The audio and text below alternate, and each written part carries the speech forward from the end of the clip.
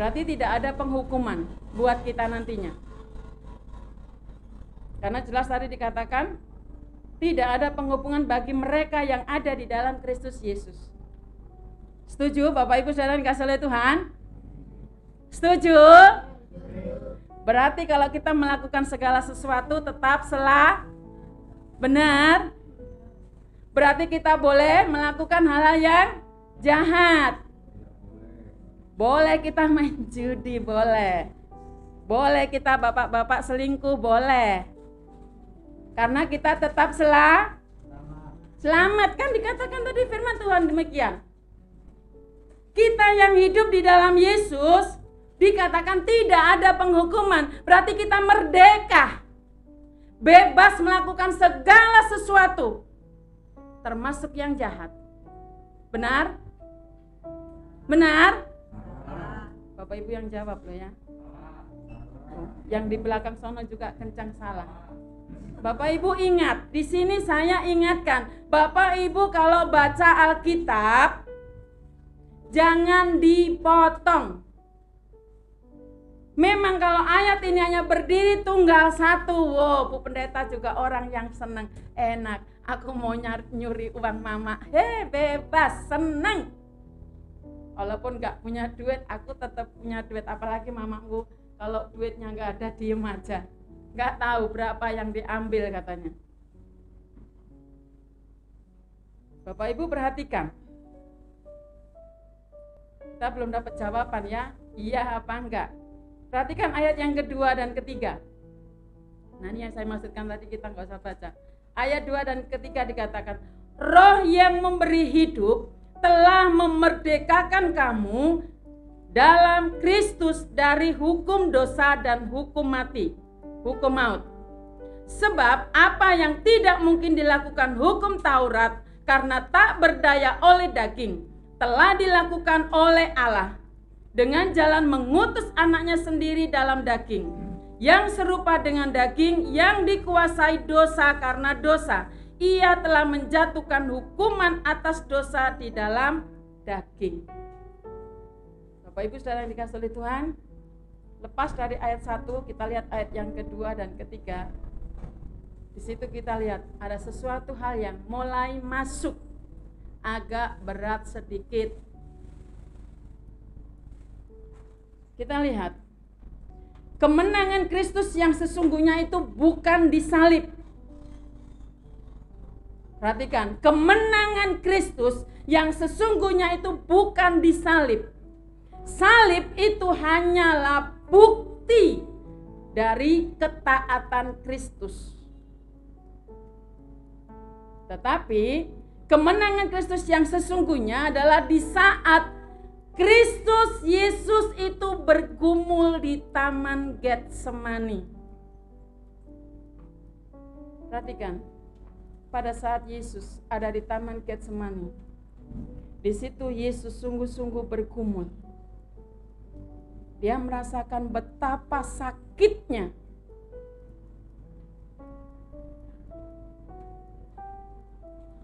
Sehingga pada saat Yesus ada di Taman Getsemani, tubuhnya atau dagingnya meneteskan darah.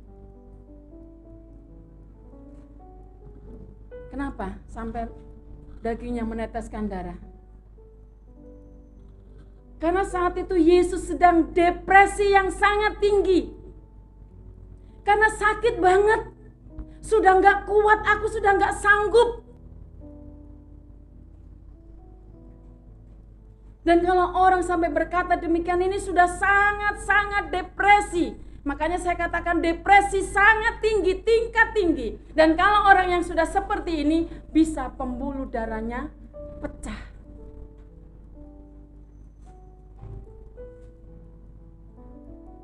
Bapak Ibu Saudara yang dikasihi oleh Tuhan, siapa yang depresi? Dagingnya. Karena kalau kita perhatikan di ayat yang ketiga tadi, di situ sebenarnya Yesus tidak terbukti berdosa. Tetapi dikatakan Yesus menjatuhkan hukuman dosa itu di dalam daging. Jadi saudara, waktu Yesus bergumul di Taman Getsemani, Yesus berdoa sampai 3 kali dengan tangisan yang sama. Yesus katakan apa? Bapa, kalau bisa cawan ini lalu daripadaku. Itu diucapkan Yesus sampai 3 kali. Kita lihat sebenarnya Yesus gak mau. Tuhan, aku gak mau mengalami penderitaan ini. Aku sakit.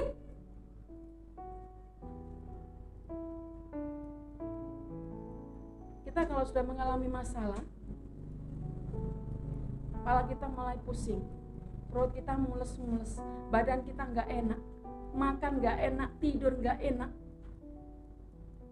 Ini kita bisa bayangkan Tuhan Yesus yang menanggung akan segala perilaku kehidupan kita. Dia sampai meneteskan darah, sampai depresi tinggi, dan sampai mengeluarkan tangisan dengan ucapan, Bapa, kalau boleh cawan ini lalu daripadaku. Bapak Ibu, ini yang berteriak adalah dagingnya. Daging Yesus berteriak, kenapa? Karena mengalami akan penyiksaan, mengalami akan kesakitan yang berat.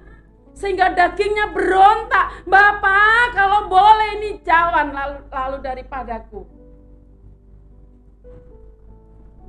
Bapak Ibu saudara yang dikasih oleh Tuhan, kalau kita sudah berkata seperti ini dan ingat, saya langsung bertanya, Tuhan, bukankah tidak ada yang mustahil di hadapan Tuhan?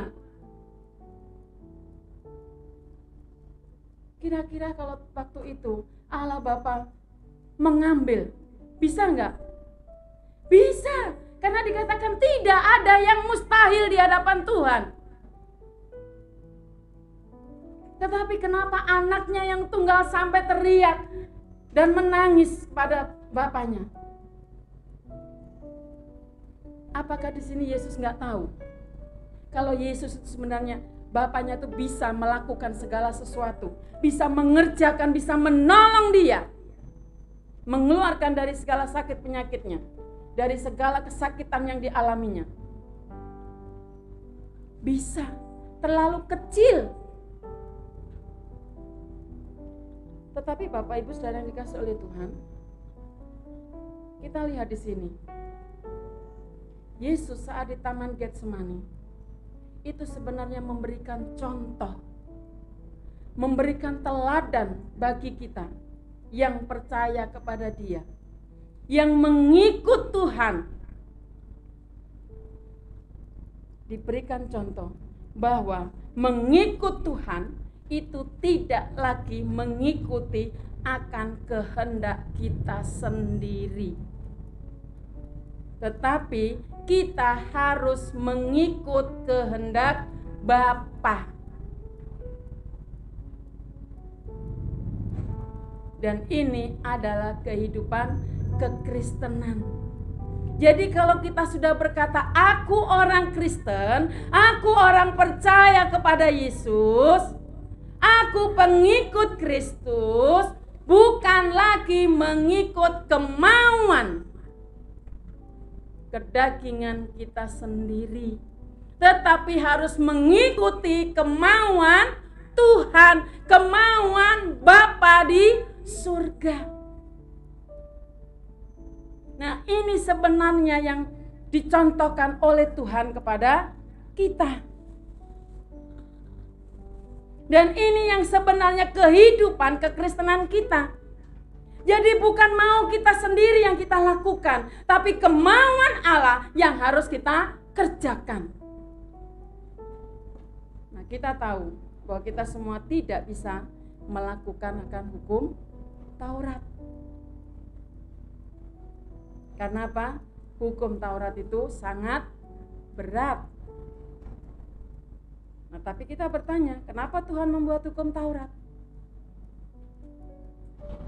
Tuhan membuat hukum Taurat itu sebenarnya adalah untuk mengatur kehidupan manusia, agar kehidupan manusia itu berjalan dengan baik. Tetapi ada sebagian orang yang berkata, bukankah hukum dibuat itu untuk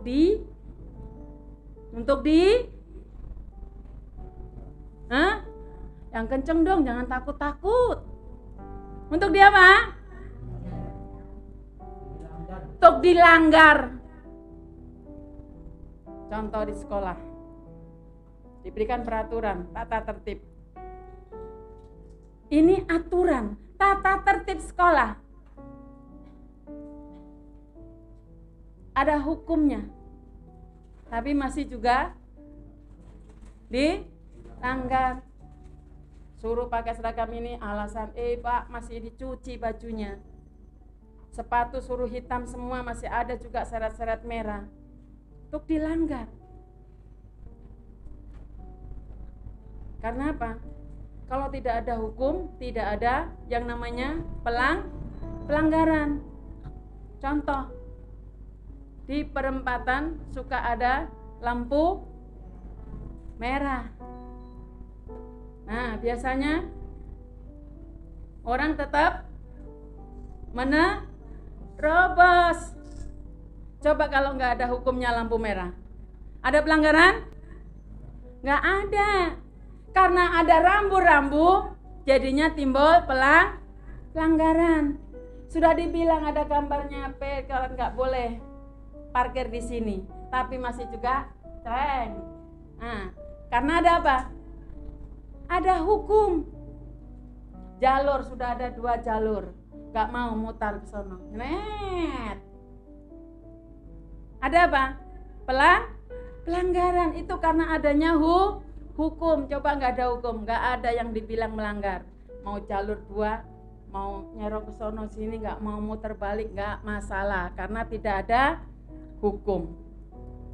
Nah, Bapak Ibu Saudara yang dikasihi oleh Tuhan, sebenarnya hukum itu dibuat untuk mengajari kita hidup tertib, hidup disiplin. Semua di rumah, di gereja, di masyarakat, dimanapun ada yang namanya tata tertib, ada yang namanya hukum. Jadi dalam kehidupan kita sudah tahu ada hukum, ada undang-undangnya. Kita sebagai orang Kristen, bahwa kita mengikut Yesus, kita harus mengikuti kehendak Tuhan, bukan lagi kemauan, kehendak kita sendiri. Bapak Ibu Saudara yang dikasihi oleh Tuhan, tahu nggak? Ada orang yang mengikut Tuhan, tetapi hidupnya tidak pernah bahagia. Ada nggak kira-kira? Ada. Banyak orang yang sudah mengikut Tuhan tapi hidupnya tidak pernah merasa bahagia, sekalipun dia kaya raya, dia punya banyak uang, mobil ada, rumah bagus, tapi hidupnya nggak pernah bahagia. Karena apa? Bukan tolak ukur orang diberkati Tuhan itu karena hartanya. Makanya dia walaupun sebagai orang Kristen, dia tidak pernah diberkati karena dia nggak merasa bahagia, punya segala hal. Makanya saya katakan bukan tolak ukur. Kekayaan itu menjadi sumber kebahagiaan. Nah, orang yang bahagia itu apa? Orang yang merasakan damai sejahtera. Kata Pak Pendeta, walaupun makan sama ikan asin sambal terem, wis nikmatnya luar biasa. Ada damai sejahtera. Coba orang yang nggak ada damai, ada lomo-lomo, ada ayam panggang, makan apa ini? Makanya udah nggak nikmat karena di sini tidak ada damai. Ingat yang namanya damai. Apakah dia selalu damai? Tanya nanti ya sendiri secara pribadi dalam kehidupannya. Apakah dia selalu damai? Jadi, damai sialakan yang damai. Ya ingat Bapak Ibu, segala sesuatu yang kita buat di dunia ini itu tanah mencatat akan kehidupan kita. Percaya apa enggak? Kalau segala sesuatu yang kita lakukan itu tanah mencatat. Kenapa tanah yang mencatat? Perhatikan di dalam kitab Kejadian. Ketika manusia pertama kali jatuh di dalam dosa, yang pertama kali dikutuk Tuhan adalah ular. Ya, yang pertama kali dikutuk adalah ular. Tuhan berkata kepada ular, karena apa? Karena dia sudah membujuk manusia itu untuk menuruti keinginannya, sehingga manusia jatuh di dalam dosa. Makanya Tuhan mengutuk ular itu menjadi binatang yang paling apa? Yang paling tersiksa. Kenapa yang paling tersiksa? Karena dia harus berjalan dengan perutnya. Coba, orang berjalan dengan perut enak nggak? Nggak enak, sakit lah. Makanya dikatakan tersiksa. Dan yang kedua yang dihukum adalah Adam. Karena apa? Karena sudah mengikuti perkataan ular dan perkataan istrinya. Siapa istrinya Adam? Oh, puji Tuhan. Baguslah Pak Pendeta. Takutnya Bo Ida nanti. Ya, mengikuti istrinya yaitu Hawa. Dan di situ Tuhan bilang apa? Terkutuklah tanah atas engkau. Tuhan bilang terkutuklah, bukan terkutuklah Hawa, tapi engkau Adam. Benar? Benar? Enggak. Tuhan gak pernah bilang terkutuklah engkau Adam, tapi terkutuklah tanah. Nah, baca lagi nanti ya, PR ya. Terkutuklah tanah. Sehingga kamu akan apa dikatakan firman Tuhan? Sulit, susah payah untuk mencari nafkah. Bapak Ibu saudara dikasih oleh Tuhan. Kenapa tanah yang dikutuk? Kok enggak Adam? Kan Adam yang hidup. Ingat, tanah ini berbicara tentang kehidupan. Kita ingat bahwa kita diciptakan oleh Tuhan dari tanah. Jadi waktu kita mati, kita kembali ke tanah.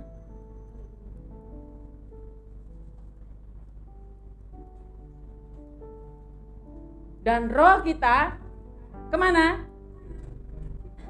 Kepada Allah Bapa. Dan jiwa kita itu yang akan dihakimi. Karena apa? Jiwa kita itu adalah yang kita lakukan. Segala keakuan kita itu yang akan dihakimi. Nah, sekarang jelas kenapa tanah yang mencatat.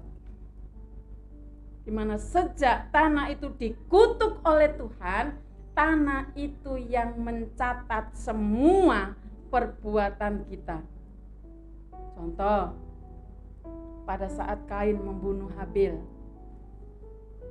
Nah, di situ Tuhan bertanya kepada Kain, "Di mana adikmu Kain?"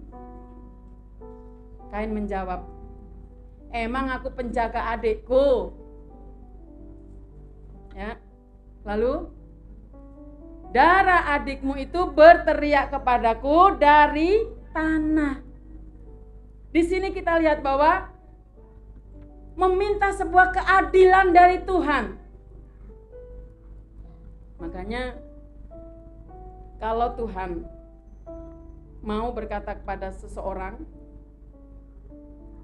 untuk supaya kita, Tuhan berkati rumahku. Rumah ini dibangun di atas apa? Tanah. Berkati sawah ladangku, yang punya sawah, yang punya ladang. Berkati tokoku berdiri di atas tanah. Ini ada yang bilang, setannya ngomong, Tuhan, jangan diberkati orang itu. Karena tanahnya apa? Punya catatan tentang kehidupan orang tersebut. Tapi nanti juga ada yang berdoa, Tuhan berkati rumah tanggaku ini, berkati tempat yang aku tempatin ini. Ada yang bilang Tuhan berkati, soalnya catatan tanahnya bagus. Jadi Bapak Ibu saudara yang dikasih oleh Tuhan, semua, kembali saya katakan, yang kita lakukan itu dicatat oleh tanah. Dan biasanya kalau sudah kita mengetahui seperti ini, orang juga masih berdalih, banyak alasan.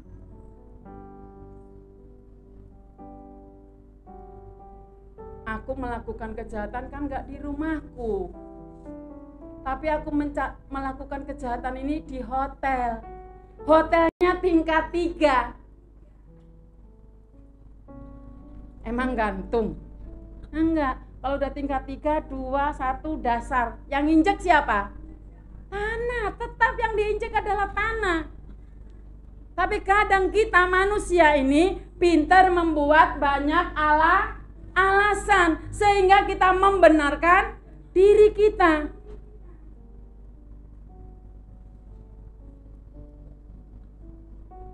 Ingat, tanah itu berbicara tentang kehidupan.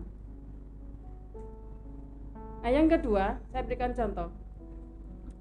Bapak Ibu tahu batang umbi singkong? Nah, kita tancapkan di tanah, dia akan numbuh nggak? Numbuh. Dia bawa keluar akar, lalu keluar daun-daun besar, bawa mengeluarkan buah. Ada kehidupan nggak? Ada kehidupan. Maka kita harus hati-hati ya di dalam kehidupan ini. Kenapa? Karena tanah ini mencatat segala sesuatu yang kita lakukan. Gak peduli kita punya sandangan pendeta, majelis, pelayan yang macam-macam.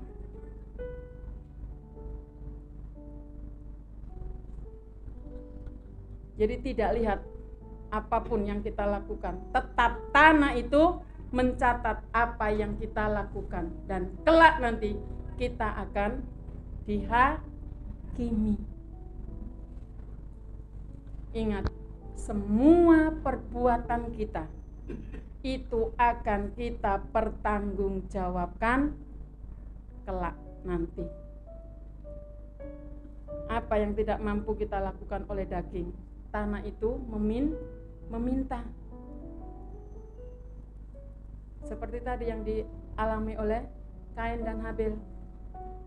Dari tanah berteriak kepada Tuhan. Tetapi Yesus datang menjatuhkan hukuman dosa atas daging. Sehingga kita yang ada di dalam Yesus, ada di dalam Dia, sudah tidak lagi menerima kutuk, tidak menerima maut lagi. Kenapa? Karena hidup kita ini sudah dibaharui oleh Tuhan. Tetapi tetap ada syaratnya. Syaratnya apa? Orang yang hidup harus menuruti kebenaran firman Tuhan. Perhatikan Yesaya 24 ayatnya yang kelima. Yesaya 24.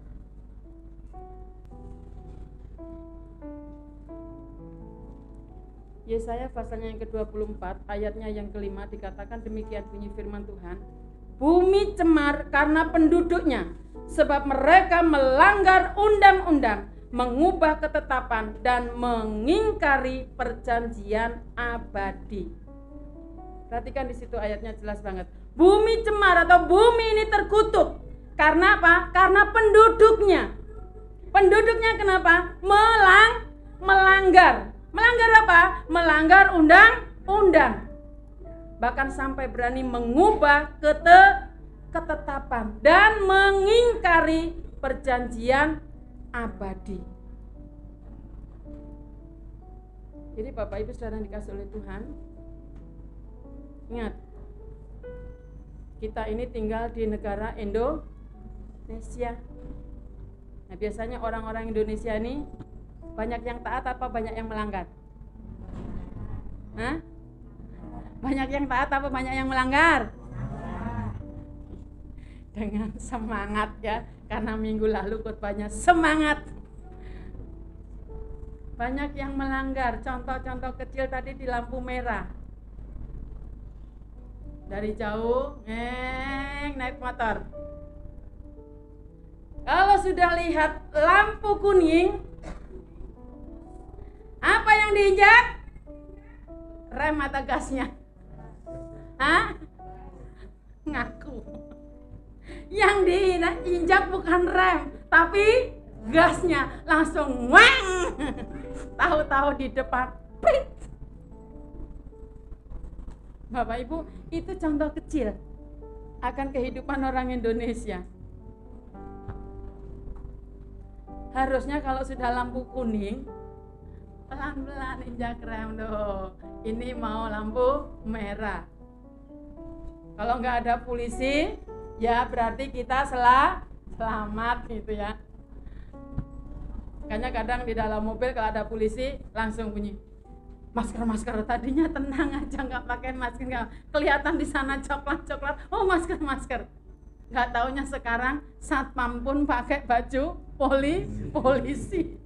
Karena apa?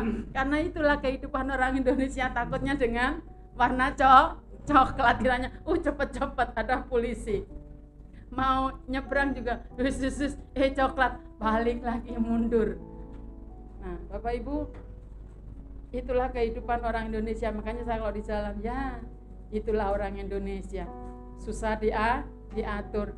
Udah dikasih peraturan ono ini, bahkan dikasih ancaman hukuman denda sekian juta, nggak takut. Karena apa? Nanti kalau kena harus denda, apa yang dilakukan?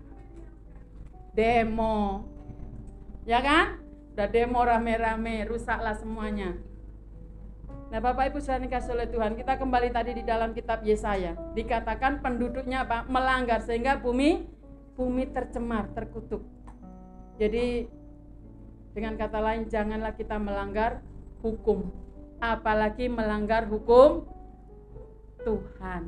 Jadi mulai sekarang yang sudah bisa naik motor, setir mobil, termasuk Pak Pendeta, jangan lagi melanggar, biar diberkati keluarga.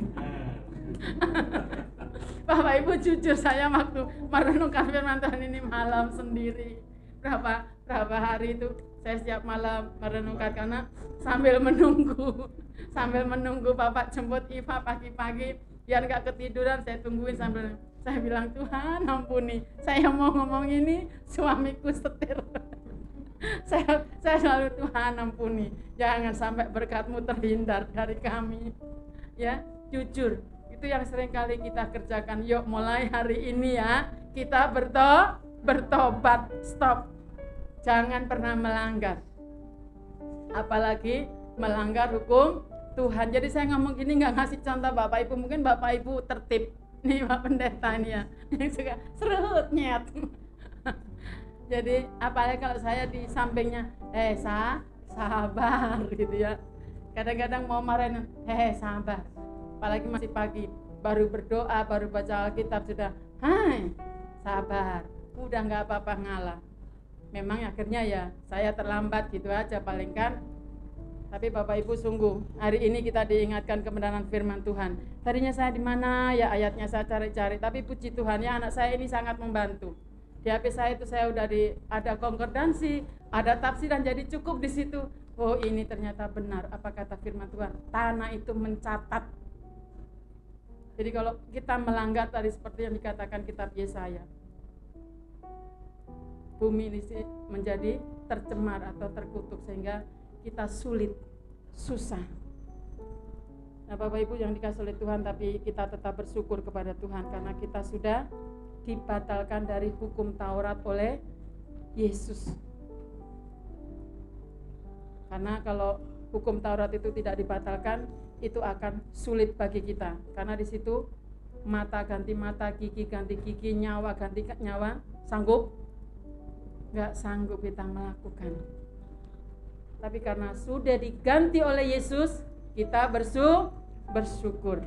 Nah, sekarang kita masuk ke ayatnya yang keempat. Ayat yang keempat. Dikatakan dalam Roma tadi ya, supaya tuntunan hukum Taurat digenapi di dalam kita, yang tidak hidup menurut daging, tetapi menurut roh. Bapak Ibu, saya bertanya, siapa yang sudah percaya Yesus dan diselamatkan? Hah? Gak ada? Ampuni Pak, gak ada yang percaya sama Yesus semuanya di sini. Bapak Ibu percaya sama siapa? Nah, kenapa takut kalau saya tak bertanya siapa di antara Bapak Ibu yang percaya Yesus dan diselamatkan? Acung, kayak anak sekolah minggu gitu loh. Sudah diajarin semangat, tanya siapa yang percaya sama Yesus dan diselamatkan? Diam tambah begini. Saya sama Pak Pendeta bergumul berat ini nanti. Kita di sini orang yang percaya dan diselamatkan. Dan kedua, yang saya tanyakan, Bapak Ibu sudah percaya Yesus, percaya kalau sudah diselamatkan oleh Tuhan. Siapa yang sudah hidup menurut roh dan tidak menurut daging? Diam juga. Bapak Ibu yang bisa jawab ya, di situ dikatakan ayat firman Tuhan. Supaya tuntunan hukum Taurat itu digenapi dalam kita, yang tidak hidup menurut daging, tetapi menurut roh. Nah, kita ini yang sudah percaya kepada Yesus dan kita mengaku diselamatkan oleh Yesus, kita harus hidup menurut roh, bukan lagi menurut daging. Dan ayat yang kelima dikatakan, sebab mereka yang hidup menurut daging memikirkan hal-hal yang dari daging. Mereka yang hidup menurut roh memikirkan hal-hal yang dari roh. Jelas ya firman Tuhan? Orang-orang yang hidup di dalam roh itu selalu memikirkan roh. Orang-orang yang hidup di dalam daging selalu memikirkan daging. Ya, mama jangan mikirin daging lagi. Biarin aja, mau daging sekilo 100.000, 200.000, biarin aja. Gak usah pusing. Kayak Bu Pendeta selama hidup di sini gak pernah beli daging karena mahal. Ya udah biarin aja, bisa beli tempe, beli tahu. Ya, kita hidup di dalam roh, kita pikirin roh itu. Gak usah pikirin daging lagi. Jadi maksudnya begini, saya berikan contoh. Di dalam kehidupan kita sebagai manusia, yang seringkali direbutkan itu apa? Warisan. Gara-gara warisan berantem, adik kakak gak akur. Yang tadinya baik-baik, rukun kemana-mana, bareng-bareng. Tapi gara-gara warisan, pisah. Gara-gara warisan ngambek. Gara-gara warisan, ya sudah aku bukan anakmu lagi. Nah, Bapak Ibu, itu terjadi loh, sama saya sendiri. Emangnya aku anak meletek dari watu? Gak diingat anaknya. Bapak Ibu kalau mau menangis, menangis. Karena seringkali apa, saya bilang, aku ini anak tunggal.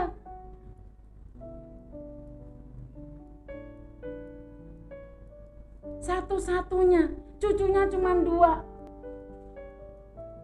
Dan dikatakan kalau di Jombang itu, kakek saya, nenek saya itu orang gogolan. Jadi kalau orang gogolan itu ya kayaknya di kampung di situ. Dan Bapak udah saya kasih tahu waktu kita dulu pesawat sampai sono. Dan dia belum tahu batas sungainya di mana itu. Saya bilang ini terus ke sono, itu dulu punya Bapak, tapi habis. Dan tinggal satu-satunya tanah yang diidam-idamkan oleh anaknya Walaupun seringkali anaknya ini bilang nggak mau pulang, tapi dalam hati seorang ibu punya anak 2.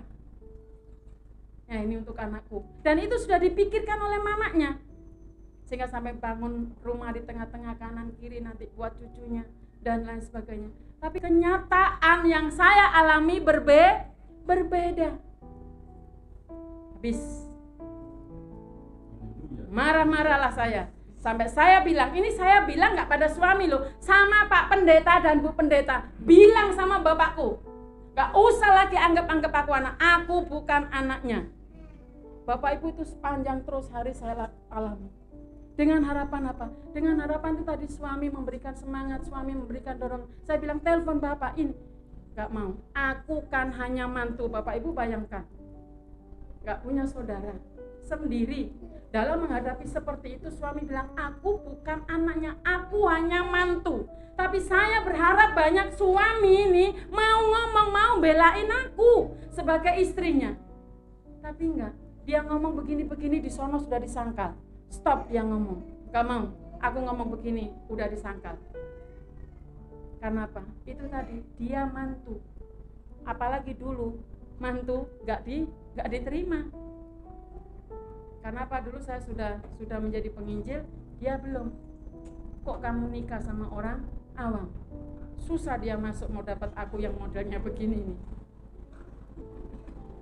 Ya.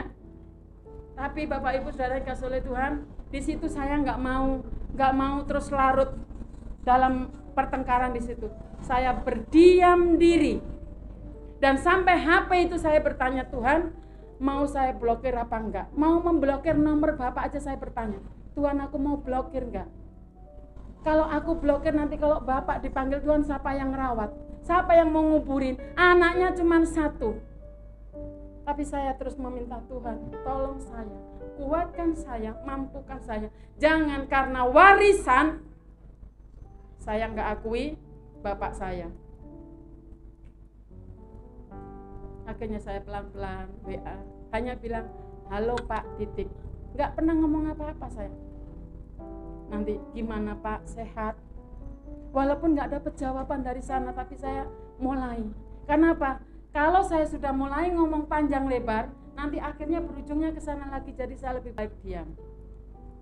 Hanya halo, gimana, sehat enggak? Udah cukup, walaupun nggak dijawab, nggak dibalas, nggak masalah buat saya. Tapi saya belajar seperti firman Tuhan yang dikatakan Bu kemarin di Safira, mengampuni. Bapak Ibu, ternyata dengan ngomong mengampuni itu gampang. Tetapi saat dihadapkan yang seperti itu, oh luar biasa. Apalagi ini orang tua sendiri. Sulit.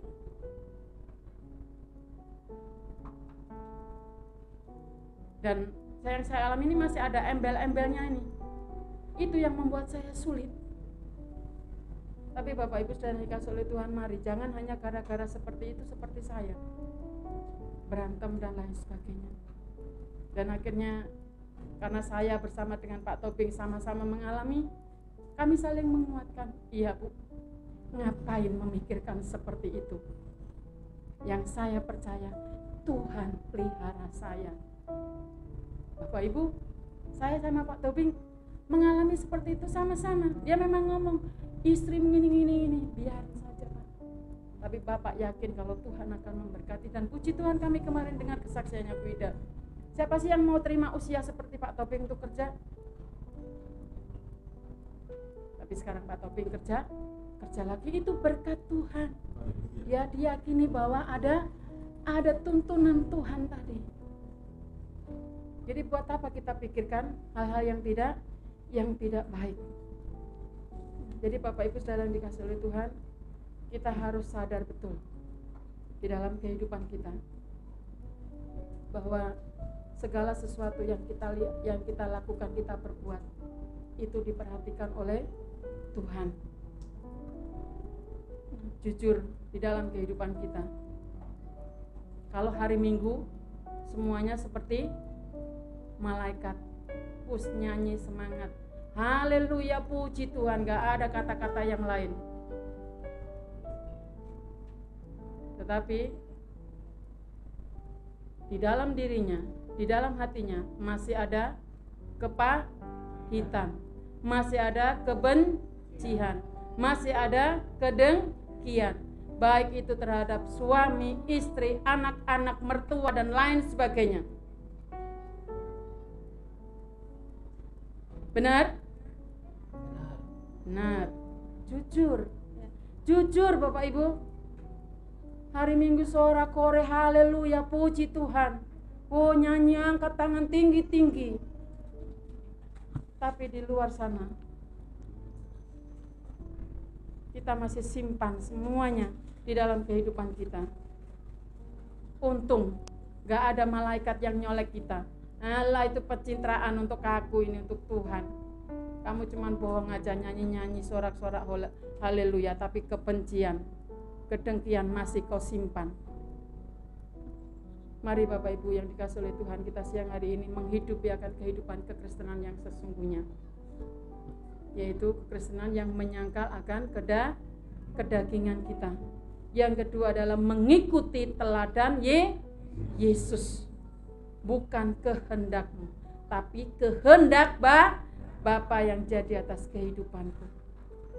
Bapak Ibu Saudara yang dikasihi oleh Tuhan, orang yang hidup dipimpin daging, itu yang pikirannya selalu memikirkan daging terus. Dan kita tidak akan terima kalau kita diomongin orang. Coba biasanya ini perempuan-perempuan yang sering kali mengalami seperti itu. Ada orang kumpul-kumpul gak ngomongin apa-apa, kita lewat, karena waktu kita lewat dia berhenti, sampai di sana kita pasti itu ngomongin aku tuh.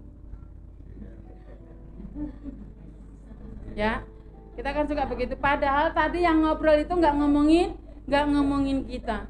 Nanti kita di sono ketemu sama teman kita ngomong, tuh tadi si dia sama si dia ngomongin aku, tahu. Kok tahu kamu? Iya, pas aku lewat mereka terus berhenti. Berarti kan ngomongin aku. Padahal enggak, ya.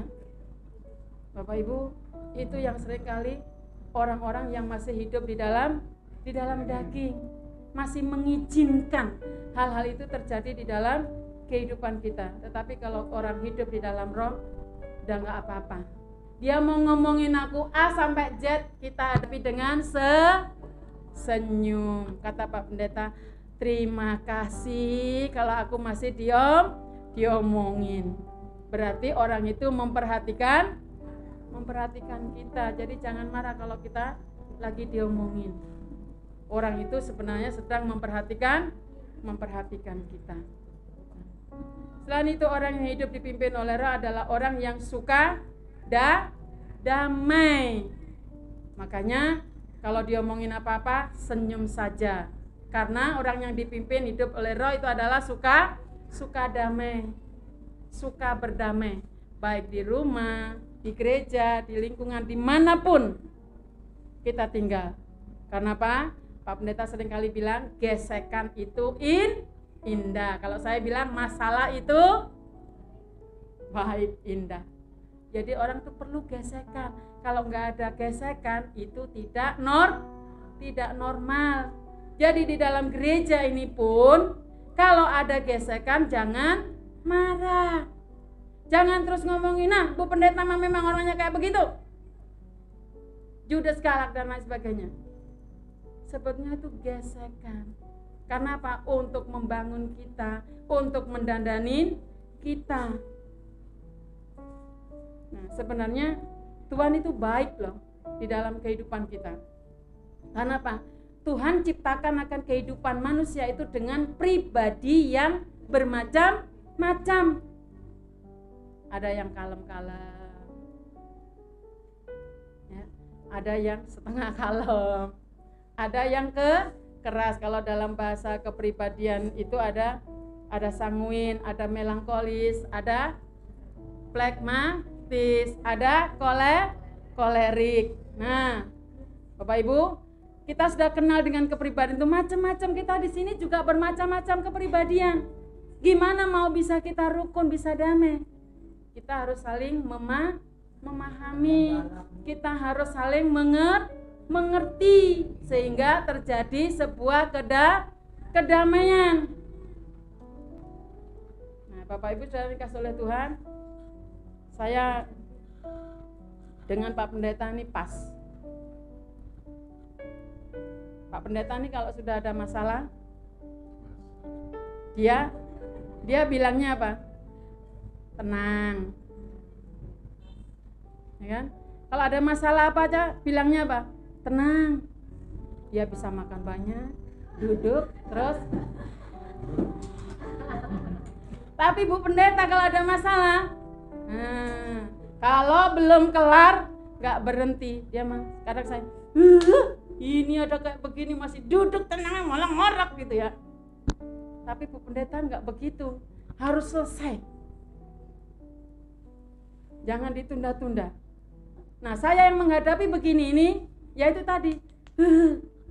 Tapi akhirnya nurutin dia, ya akhirnya begini nih jadi badannya. Gemuk, tapi sudah gemuk didiemin.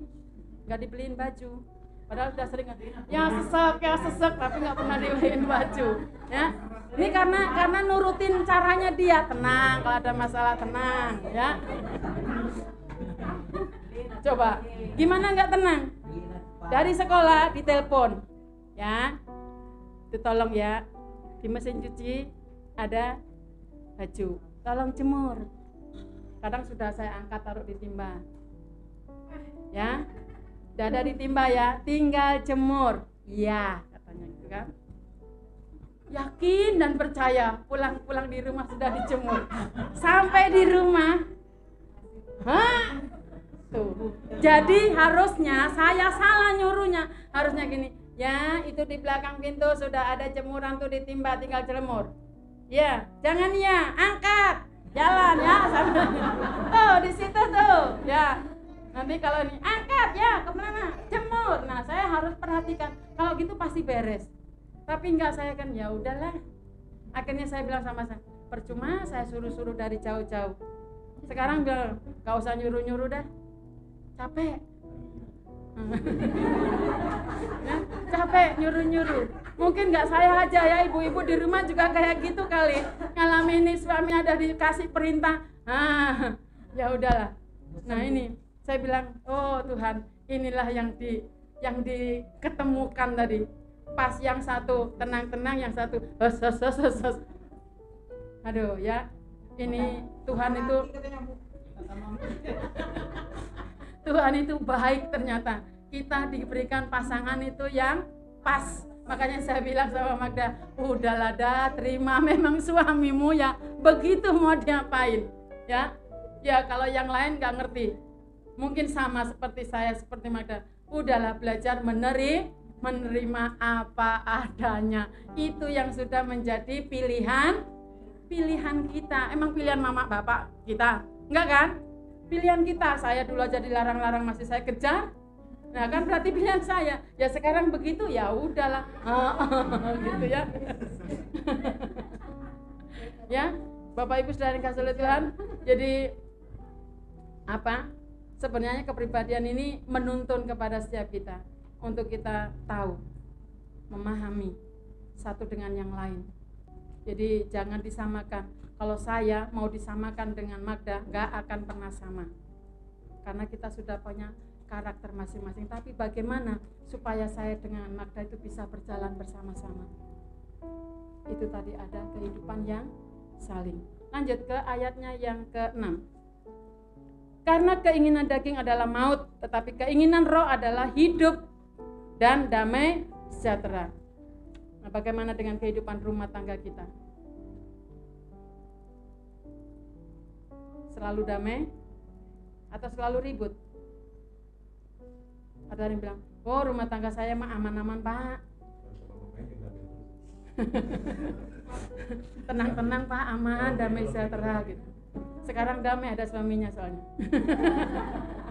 Suaminya datang, ya udah tenang katanya, duitnya datang. Nah, atau ada yang bilang, aduh Pak, rumah tanggaku ribut terus. Nah, kalau ribut terus kita bertanya, rumah tangga kita ada dipimpin roh atau tidak? Tetapi kalau ada begini, oh nggak apa-apa Bu, rumah tangga saya mah hanya kadang-kadang ribut, nggak apa-apa, itu wajar. Itu masih hidup di dalam roh. Yang ketujuh, Sebab keinginan daging adalah perseteruan terhadap Allah, karena ia tidak takluk kepada hukum Allah. Hal ini memang tidak mungkin baginya. Nah, yang namanya daging itu tidak mungkin mau menuruti firman Tuhan. Dan firman Tuhan berkata seperti pujian kata tadi yang pertama, kudus, kuduslah Tuhan, sebab Engkau kudus. Tetapi kita ditarik sama keinginan daging untuk kita melakukan hal-hal yang tidak baik. Maka seringkali kita berkata daging itu lemah, sehingga kita kalah. Nah, sekarang kita sudah tahu, kita perangi, kita kalahkan akan kedagingan itu supaya kita tidak jatuh. Tetapi seringkali dalam kehidupan kita sudah tahu kalau kita seringkali jatuh di dalam hal yang jahat, kita masih senang bergaul dengan hal yang jahat sehingga kita jatuh. Seperti anak kecil, dia sudah tahu di depan rumahnya ada got, dia sudah pernah jatuh di dalam got, tapi dia masih saja senang main di situ. Ya akhirnya jatuh lagi di dalam got. Yang disalahin siapa? Gotnya. Bener nggak? Akhirnya apa? Gotnya ditutup. Nah, sebenarnya yang salah siapa? Kita sendiri, kita sudah tahu punya kelemahan di situ, tapi kita masih terus bermain di situ. Bapak Ibu, saya ingat waktu saya masih pelayanan di Malang, saya punya seorang majelis. Nah, kalau sudah selesai perjamuan kudus, biasa kayak seperti di sini, Bu, boleh nggak itu anggurnya aku habisin, gitu kan? Nah, di sana, karena kalau kita sudah selesai ibadah, semua dibawa ke ruang kantor majelis. Nah, biasanya istrinya itu ngintilin dari belakang. Pak, jangan ikutan minum anggurnya tadi ya Pak, nanti kamu mabuk. Enggak, tenang. Nah, Bapak Ibu, satu ketika istrinya itu udah teriak-teriak dari jauh, Pak, iya apa? Jangan ikut minum. Enggak, tenang. Bapak Ibu itu diminum dan dia pergi untuk main di bar gitu ya. Dan akhirnya pegawai di situ telepon ke gereja memberitahu bahwa majelis tersebut meninggal di tempat itu. Akhirnya kita bawa ke rumah sakit. Sampai di rumah sakit periksa karena apa? Karena dia mabuk, karena minum anggur tadi. Akhirnya istrinya hanya bisa berkata, apa tadi Pak, sudah aku bilang jangan ikutan minum. Karena kalau sudah kamu minum pasti begitu. Nah, itu salah satu contoh.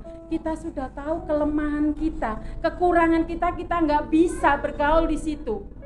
Karena kalau kita di situ pasti kita jatuh. Tapi namanya manusia senang. Nggak apa-apa sedikit. Tapi kalau diteruskan ya akhirnya seperti itu tadi akibatnya, jatuh. Dan akhirnya istrinya, ya ampun Tuhan. Apalagi dengan embel-embel seorang majelis gitu loh ya. Mati di tempatnya aja udah nggak enak didengar telinga gitu. Jadi waktu itu saya bersama dengan teman saya bilang siapa yang mau ngambil? Saya bilang nggak mau apalagi aku nggak pernah masuk tempat seperti itu. Teman saya, emang aku masuk gitu. Terus gimana dong? Kita bawa anaknya aja. Kita ambil dia bersama-sama dengan anaknya. Karena istrinya udah nggak mungkin kita bawa, di rumah udah nangis-nangis. Bapak Ibu Saudara yang dikasihi oleh Tuhan, sini kita lihat nggak pandang bulu ya. Ingat, jangan pernah bermain-main dengan kejahatan. Kita sudah tahu semua kelemahan kekurangan kita masing-masing. Jadi ayat yang ke-8, mereka yang hidup dalam daging tidak mungkin berkenan kepada Allah. Ingat, walaupun kita sebagai majelis, kita sebagai pendeta, kita sebagai pelayan Tuhan ini, yang WL, yang singer, guru sekolah minggu dan lain sebagainya, tidak peduli jika kamu hidup menuruti daging. Dikatakan apa tadi firman Tuhan? Tidak berkenan kepada Allah. Jadi jabatan di dalam gereja ini tidak ada hubungannya dengan kekristenan kita. Ingat, setiap kita anak-anak Tuhan, kita para pelayan di tempat ini tempat bukan untuk unjuk hobi. Karena pinter nyanyi, langsung acung, Pak Pendeta, aku besok minggu pimpin WL di sini. Karena suaraku bagus. Ini unjuk kebolehan kita di tempat ini.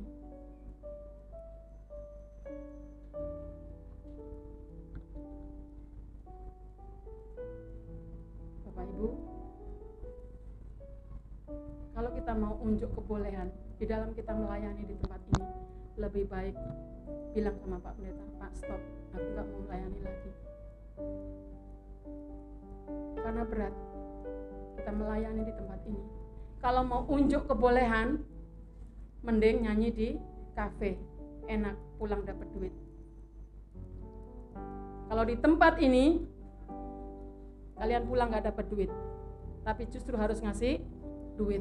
Karena sebelum masuk ke sini di depan sudah harus kasih persembahan.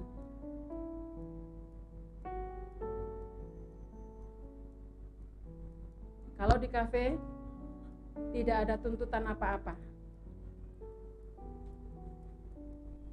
Kalau mau dibilang, oh di sana harus cantik sekali, di sini juga semua harus cantik, harus rapi.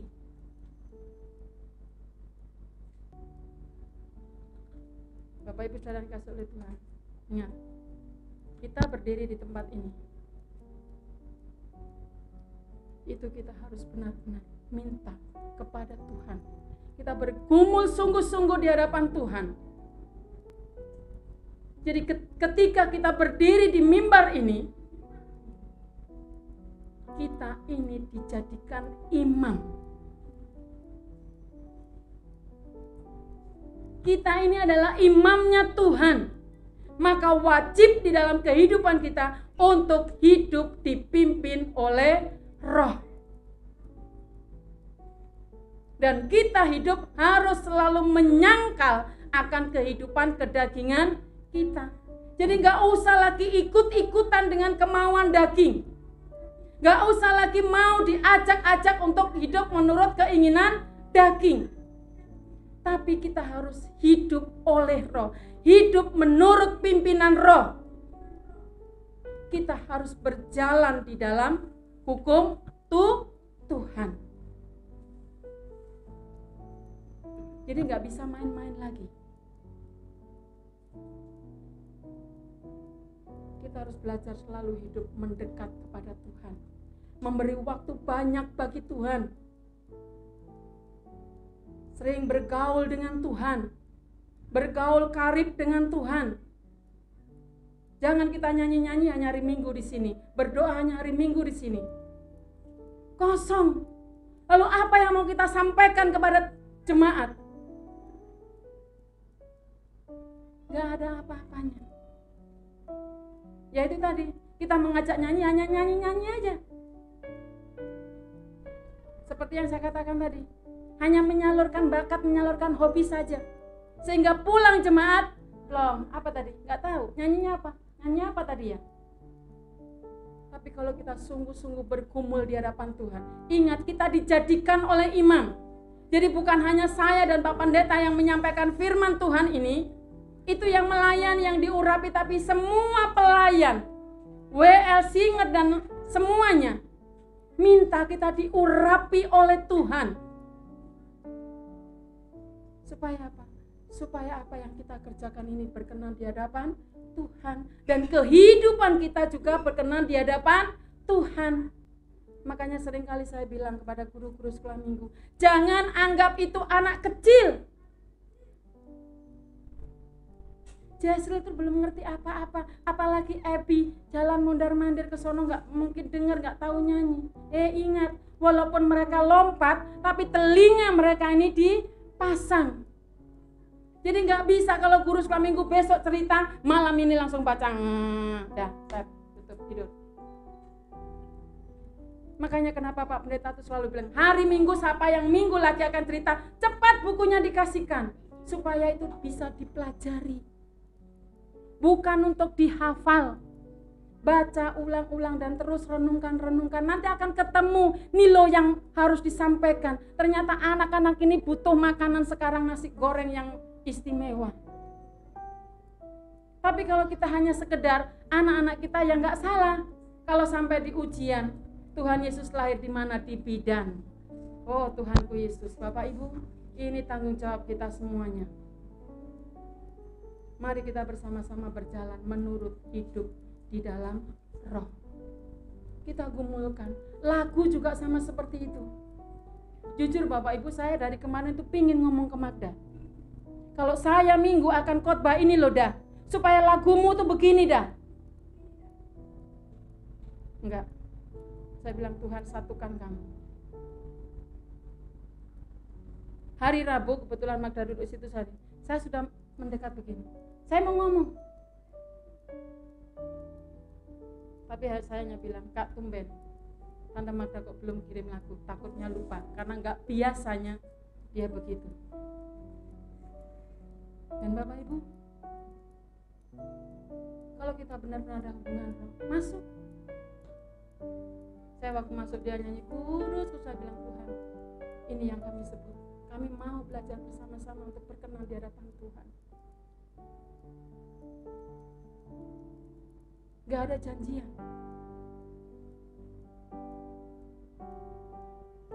Nah, mari kita bersama-sama sebagai jemaat di tempat ini.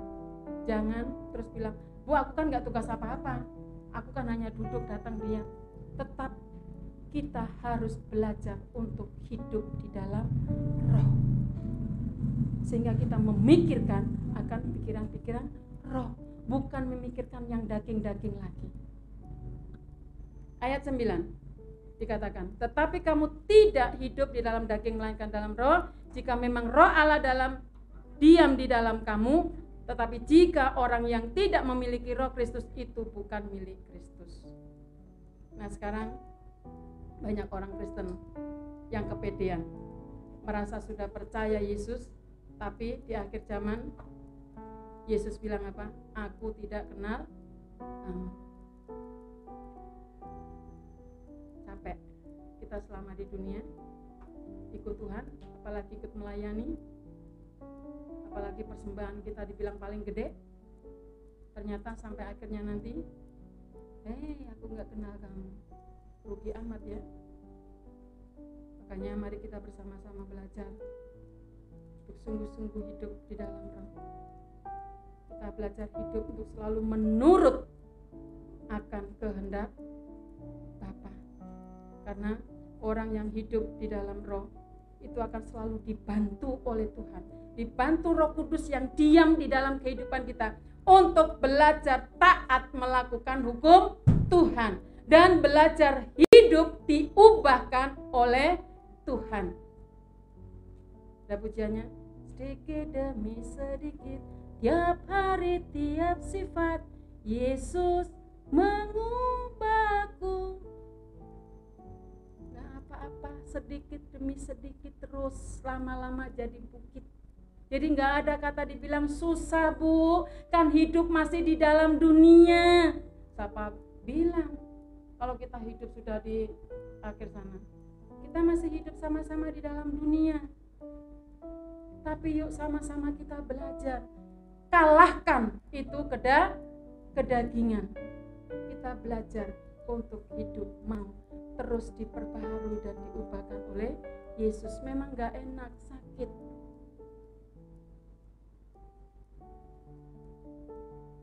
Kita lihat di dalam kehidupan kita tadi.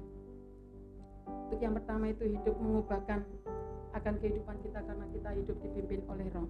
Yang 10, tetapi jika Kristus ada di dalam kamu, maka tubuh memang mati karena dosa, tetapi roh adalah kehidupan oleh karena kebenaran. 11, dan jika roh Dia yang telah membangkitkan Yesus dari antara orang mati diam di dalam kamu, maka Ia yang telah membangkitkan Kristus Yesus dari antara orang mati akan menghidupkan juga tubuhmu yang fana itu oleh rohnya yang diam di dalam kamu.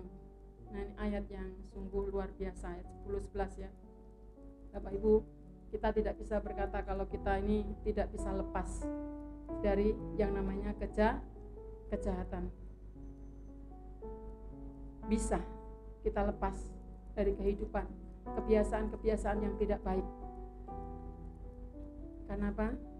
Karena ada Roh Kudus Tuhan yang diam di dalam kehidupan kita. Seperti yang dikatakan di dalam ayat yang sudah kita baca bersama-sama, ayat 10 dan 11. Dia sanggup melepaskan akan kehidupan kita dari segala dosa, dari segala kejahatan. Tidak ada yang tidak bisa dilakukan oleh Tuhan, asal kita benar-benar menyerahkan diri kita kepada Tuhan.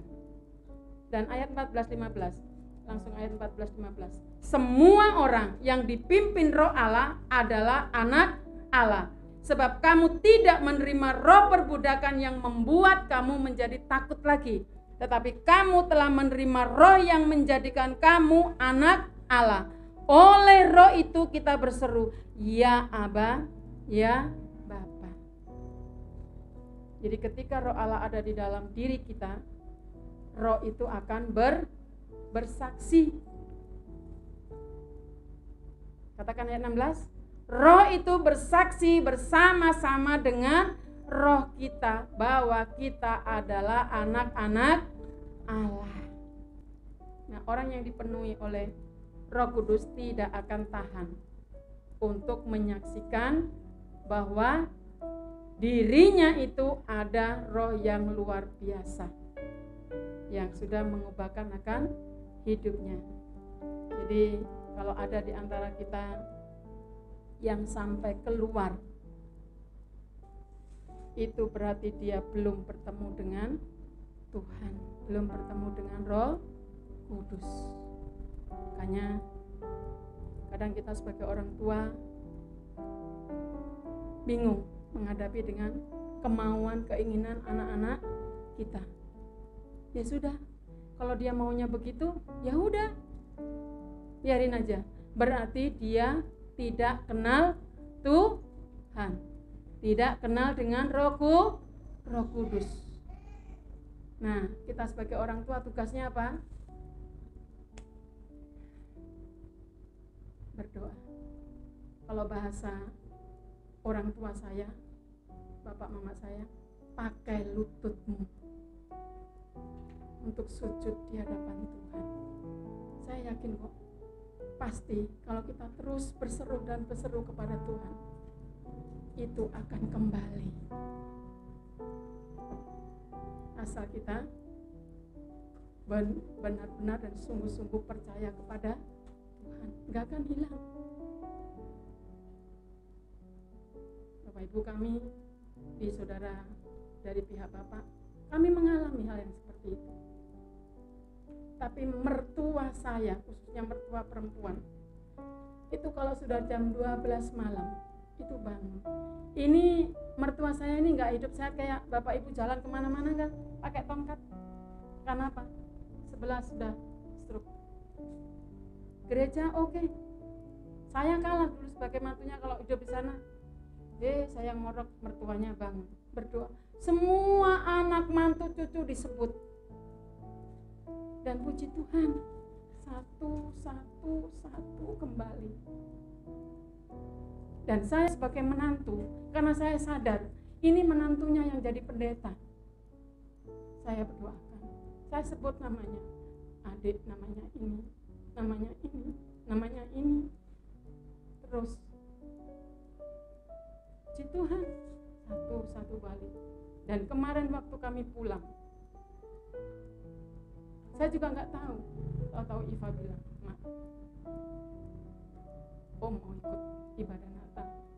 Saya bilang, diajak masuk. Tapi karena anaknya rewel, dia duduk di luar.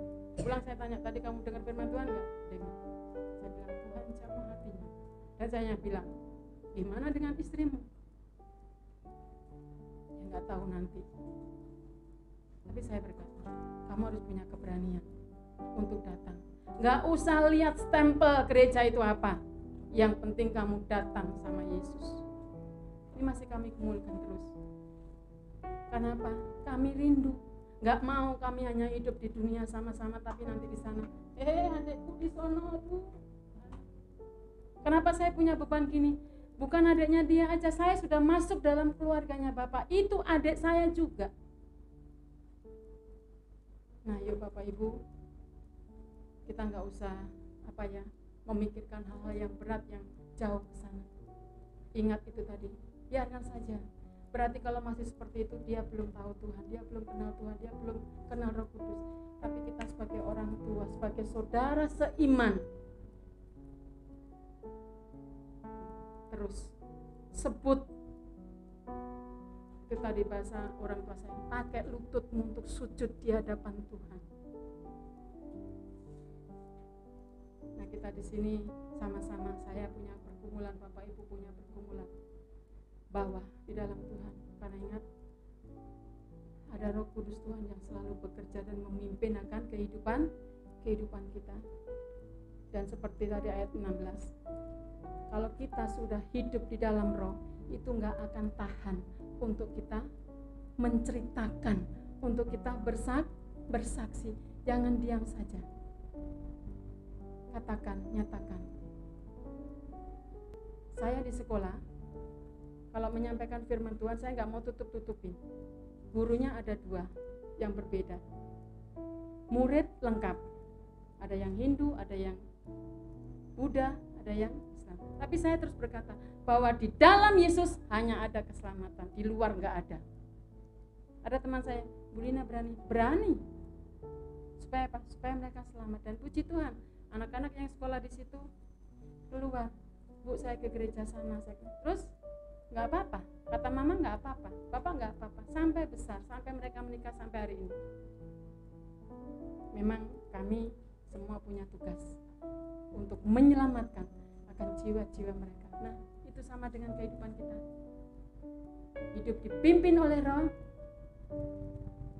pasti kita akan berani bersaksi, mau diubahkan. Dan kita terus memikirkan akan kebenaran-kebenaran firman Tuhan. Mari kita bersama-sama tunduk kepala, kita berdoa. Saya minta dengan hormat Ibu Ginting untuk dipimpin dalam doa.